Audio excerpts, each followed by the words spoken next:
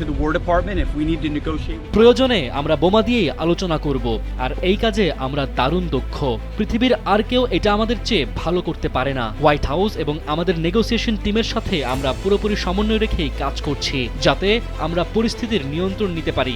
নিশ্চিতভাবেই আজকের রাতের হামলাগুলো সেই লক্ষ্যেই করা হয়েছে। Targets tonight are meant to do that.